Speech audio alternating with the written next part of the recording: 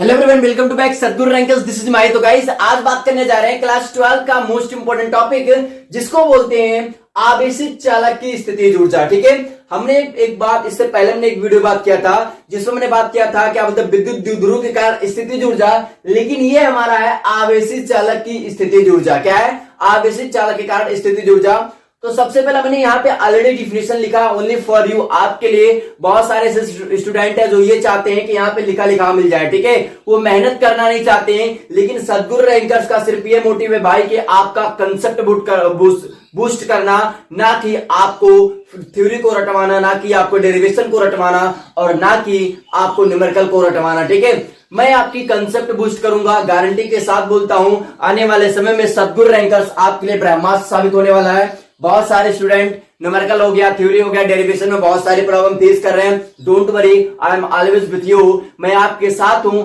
बस मैं आपके लिए बताना चाहूंगा कि सद्गुरु रैंकर्स को ज्यादा से ज्यादा तक शेयर कीजिए, ताकि हर एक गरीब बच्चा हमारे साथ जुड़ सके, हर एक बच्चा फ्री ऑफ कॉस्ट पढ़ाई कर सके। ओके, स्टार्ट करता हूं। मैंने यहाँ पे परिभाषा लिखा कि किसी चालक की स्थितिज ऊर्जा उस कुल कार्य से मापी जाती है जो उसे प्रारंभिक अनावेशित अवस्था से आवेशित करने में किया जाता है, या कुल कार्य उस चालक में स्थितिज ऊर्जा के रूप में संचित होता है। जो हमारा कुल आवेश है वो ऊर्जा के रूप में क्या होता है? संचित होता है। वही हमारा क्या कहलाता है? वही हमारा कहलाता है आवेशित चालक की स्थितिज ऊर्जा। ठीक है, तो सबसे पहला हम बात करते हैं, सपोज कीजिए कि कोई हमारा चालक की धारिता है और दूसरा हमारा कोई क्षण भर के आवेश जो है, चालक आवेश है जिसका मान Q है, और मान लीजिए हमारे पर क्षण पर विभव जो हमारा B है, तो उसका सपोज कर लीजिए कि हमारे पास आवेश की धारिता C, और हमारा जो आवेश का चालक है वो हमारा Q, और हमारा क्या बोलते हैं सिंपल सा जो आवेश विभव है, विभव जो हमारा वो V है।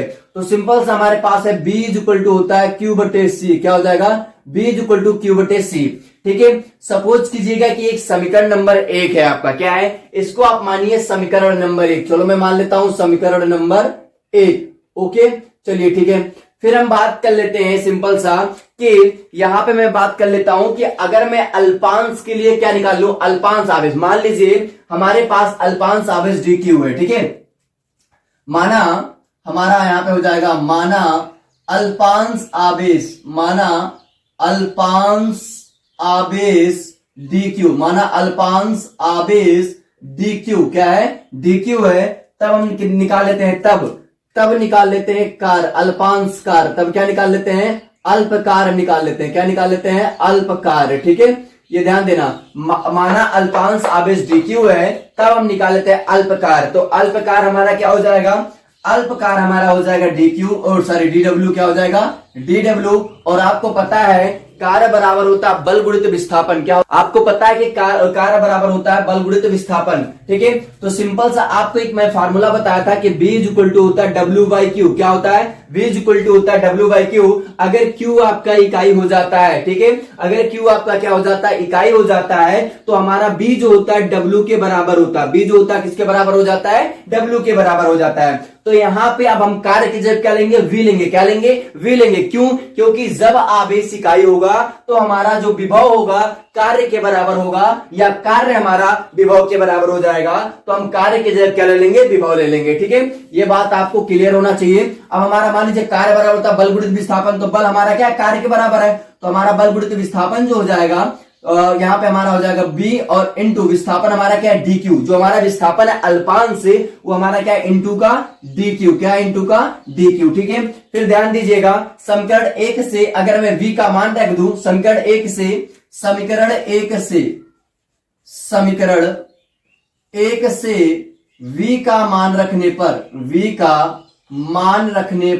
का मान रखने पर तो समीकरण 1 से अगर V का मान रख दूं तो ये हमारा आ जाएगा सिंपल सा, आपको पता है क्या आ जाएगा? ये हमारा आ जाएगा dw is equal to V का मान हो जाएगा Q/C। तो ये हो जाएगा Q/C, और इंटू हमारा हो जाएगा dq। क्या हो जाएगा? इंटू हमारा हो जाएगा dq। ठीक है, इतना आपको समझ में आया।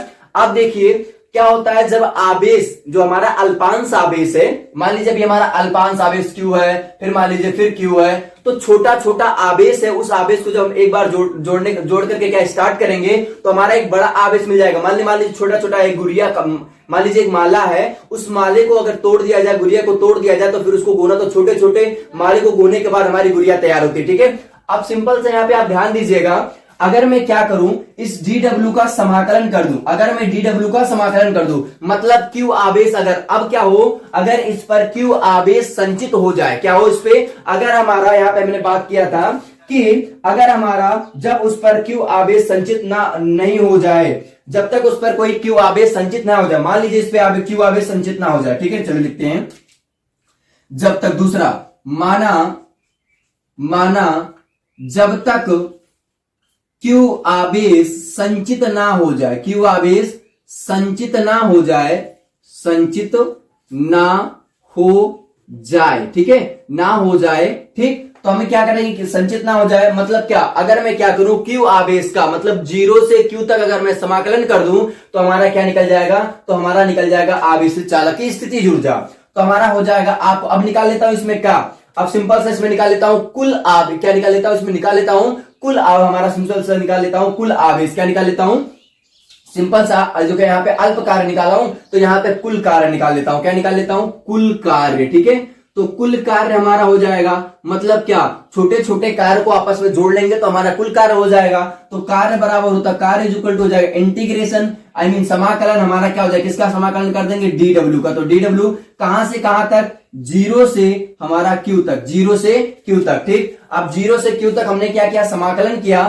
तो सिंपल सा देखो यहाँ पे सिंपल सा हम क्या dw मान रखेंगे, तो dw का मान यहाँ पे हमारा क्या हो जाएगा, यहाँ पे हमारा पास हो जाएगा w इज इक्वल टू, और ये हमारा इंटीग्रेशन हमारा 0 टू q, dw का मान क्या है, dw का मान हमारा q अपान c इंटू dq, तो हमारा हो जाएगा q अपान c इंटू dq, क्या हो जाएगा, q अपान c इंटू dq। अब यहाँ पे ध्यान दीजिएगा, अगर हम q अपान c, देखो हमारा 1 अपान c, इसको बाहर ले लूं तो हमारा ये हो जाएगा w इज इक्वल टू, ये हो जाएगा 1 अपान c, और इंटीग्रेशन हमारा समाकलन हो जाएगा 0 से q, समाकलन हो जाएगा 0 से q, बचेगा क्या, बचेगा हमारा q इंटू dq, बचेगा हमारा q इंटू dq। आपको मैं एक फार्मूला बताया था बहुत पहले ही कि अगर हमारा इंटीग्रेशन x पे पावर n इंटू dx हो तो ये हमारा हो जाता है x पे पावर n+1 बटे का हो जाता है n+1, मतलब n मतलब का q पे जितना हमारा पावर हो, तो q पे पावर क्या है, 1 है, तो हमारा ये हो जाएगा सिंपल सा x पे पावर n का मान 1 + 1 बटे 1 + 1, ये हमारा हो जाएगा x पे पावर 2 बटे का 2, ये हमारा आ जाएगा, तो x का मतलब q, यहाँ पे q है तो हमने यहाँ पे q लेंगे, ठीक है, तो हमारा w इज इक्वल टू हो जाएगा 1 अपान c, और ये हमारा, अगर मैं इसका क्या कर दूं, समाकलन कर दूं, तो ये मैं यहाँ पे बोला हूं समाकलन करने जा रहा हूं, तो लिखूंगा समाकलन करने पे, क्या लिखूंगा, समाकलन करने पर, समाकलन करने पर हो जाएगा, ये हमारा w इज इक्वल टू हो जाएगा 1 अपान c, क्या हो जाएगा, w इज इक्वल टू, यहाँ पे नीचे भी लिख दे रहा हूं, ठीक है, ये हमारा w इज इक्वल टू हो जाएगा 1 अपान c, और ये हमारा समाकलन, अब जब समाकलन करेंगे तो समाकलन का चिन्ह हट जाएगा, और ये हमारा क्या आ जाएगा, ये हमारा पास आ जाएगा q पे पावर 2 बटे का हमारा 2, और ये हमारा dq हट जाएगा, बटे हमारा क्या आ जाएगा, कहां से कहां तक, हमारा 0 से q तक, तो हमारा हो जाएगा 0 से q तक, ठीक है। अब देखिए 1/2 को बाहर ले लेंगे तो हमारे पास सिंपल सा क्या आ जाएगा, w इज इक्वल टू हो जाएगा 1 अपान c, और ये हो जाएगा इंटू 1/2, बचेगा क्या, q पे पावर 2 बटे q पे पावर 2 हो जाएगा, और हमारा ये हो जाएगा लिमिट जो हो जाएगा, सीमा जो हो जाएगी वो हमारा हो जाएगा 0 से q, कहां हो जाएगा, 0 से q। अब लिमिट रखने का फार्मूला, सीमा रखने का फार्मूला होता है अपर सीमा माइनस नीचे वाला सीमा, मतलब ऊपर वाला सीमा माइनस नीचे वाला सीमा, ठीक है, तो इसको हम रख देते हैं सिंपल सा, तो ये हमारा क्या हो जाएगा, w is equal to 1 upon c into 1/2, इसको सीमा को रखेंगे तो हमारे पास ये हो जाएगा क्या, ये हमारे पास सिंपल से हो जाएगा q पे पावर 2, ये हमारा हो जाएगा कैपिटल Q पे पावर 2, और ये हमारा इसका 0 आएगा, तो 0 को मतलब नहीं है, ठीक है। अब Q का मल्टी, देखो डायरेक्ट Q का मल्टीप्लाई करा देंगे तो हमारा Q आ जाएगा, और C का मल्टीप्लाई करेंगे तो हमारा C आ जाएगा, ठीक है, तो हमारे पास ये आ जाएगा w इज इक्वल टू हो जाएगा 1/2, और ये हमारा हो जाएगा q² बटे c हो जाएगा, q² बटे c, ठीक है, ये हो गया। अब आपको पता है, चूंकि हम जानते हैं, यहाँ पे आपको मैं बता दूं, चूंकि हमारा q इज इक्वल टू होता है cv, क्या होता है, cv, ठीक है, तो q इज इक्वल टू हो जाएगा cv, तो q का स्क्वायर मतलब cv का स्क्वायर, तो यहाँ पे हो जाएगा cv का स्क्वायर, तो हमारे पास ये हो जाएगा सिंपल सा W इज इक्वल टू हमारे पास हो जाएगा 1/2 और ये हो जाएगा CV का स्क्वायर और बटे का C।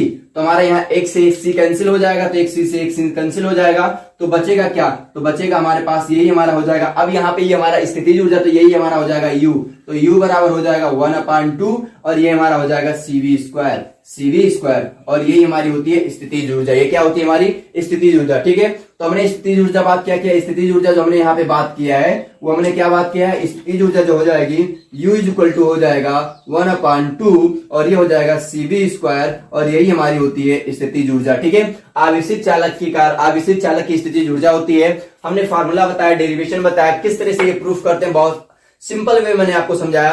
सिर्फ मेरा एक ही कहना है कि अगर आपका फर्स्ट चैप्टर बेहतर रहेगा तो सेकंड चैप्टर में कोई आपको दिक्कत नहीं आएगा। जिसे कहावत होता है first impression is the last impression, same मेरा कहावत है कि first chapter is the last chapter. वैसे मैं बोलूंगा ये सारी चीज मैंने आपको बताया। मैं मिलता हूं नेक्स्ट वीडियो में। Keep learning and keep exploring. Wish you all the best. Thanks for watching this video and thanks for connecting Sadguru rankers. Share this video with maximum people. Love you all.